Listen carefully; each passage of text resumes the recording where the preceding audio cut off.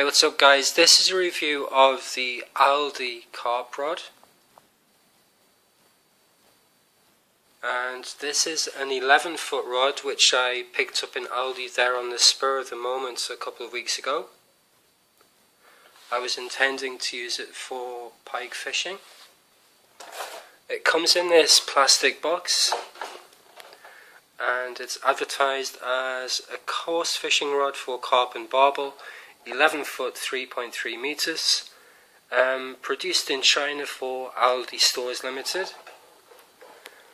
And on the side there it is purpose designed power fishing rods for UK waters, vitro fibre blank construction, abbreviated EVA comfort grip, screw winch reel seat, ceramic line guides and rod bag included. Unfortunately, the rod bag that comes with it is from this very thin, poor quality material, and there's only one compartment which unfortunately is too small to fit all three sections of the rod in because of the size of the eye on the butt section there. So the bag that it's supplied with is useless for carrying this rod. I've used this rod 3 times now and I have landed some pretty big pike with this rod. My first impressions were actually pretty good. It wasn't until the second or third time that I'd used it that the problems began to surface. First of all here, you can see that the varnish is chipping off on this section of the rod. It's cracked and is chipping off. There doesn't appear to be any actual whipping underneath this varnish. It's just varnish that's painted directly onto the blank. The other problem I've had with this rod is that the rod sections don't appear to fit together very well.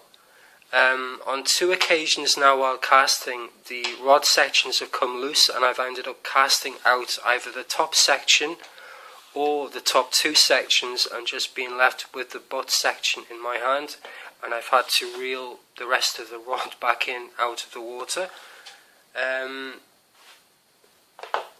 I have pushed them in as far as they will go and as hard as I can, but they still come loose eventually. And this is only after 3 or 4 times of using the rod. And the third problem I've had is the screw here for the reel seems to get stuck an awful lot.